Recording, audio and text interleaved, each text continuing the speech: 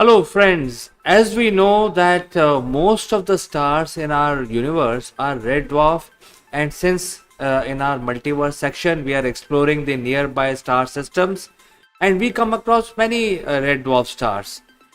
We already know that there are several red dwarf in the near vicinity which are showing, some of them are showing very peculiar characteristic, but today we have a not so unique candidate to discuss. And what is the name of this star?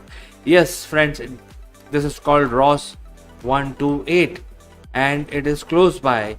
So, to examine Ross 128 up close, let's get into our imaginary spaceship and let's get into orbit of Ross 128.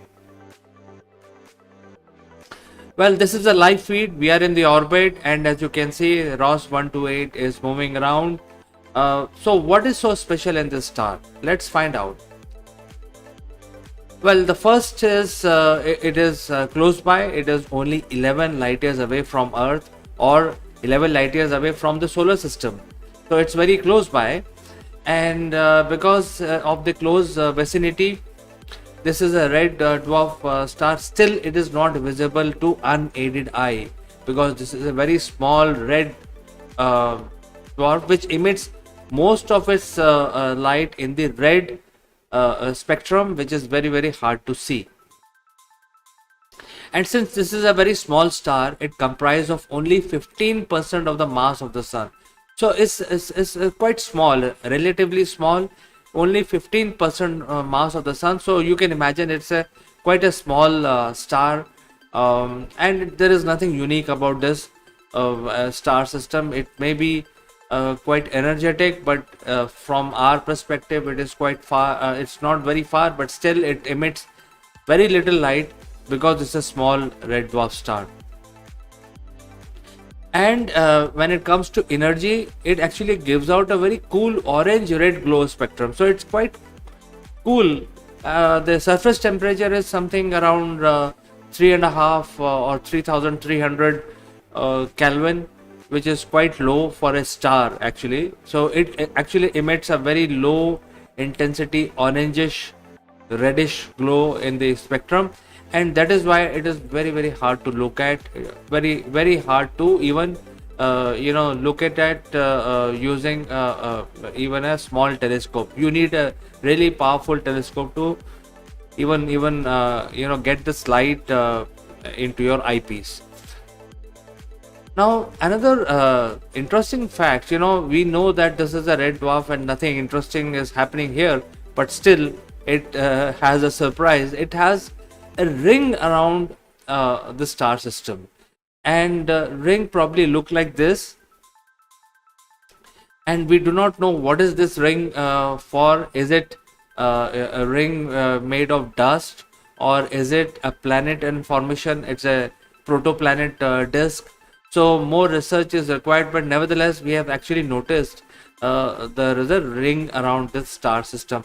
I mean, friends, I think you must appreciate the fact that it's very, very hard to look at these small red dots in the sky.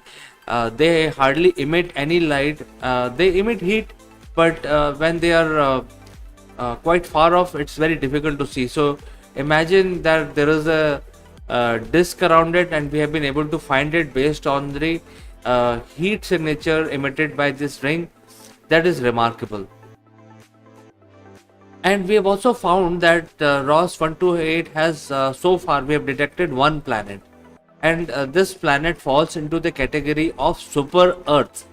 So as you know, friends, super Earth is a planet, a rocky planet.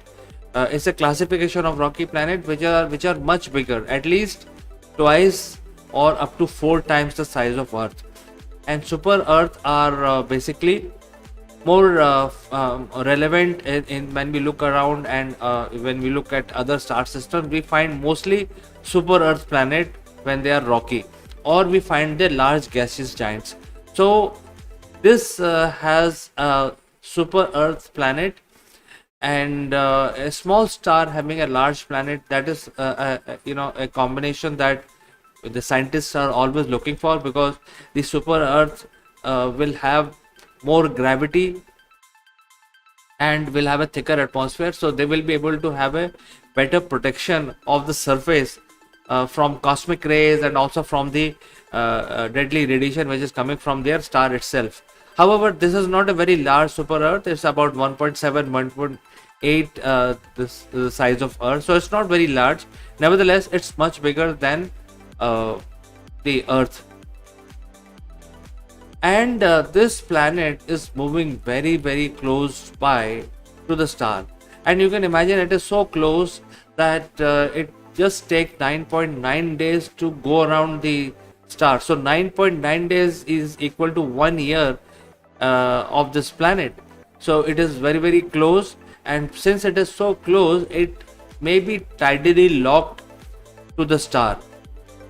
When we say tidally locked, it actually means that only one side will continue to face the star always, and one side will be always away from the star. So one side will have a constant day, and other side will have a constant night. Why this effect happens? Because the speed of rotation of the planet will be equal to the 9.9 days. So when it rotates, it also goes around the star, and hence one side always is visible, will have the day, and other side will always have the night, just pretty much like the moon has. We always see one side of the moon. Moon is tidally locked to earth. So similarly, this star may have this feature, this planet may have this feature, and it is very very close. So I think the day side will be extremely hot. This star is also a flare star. So once in a while it emits a flare which is many times the total energy output of the star system.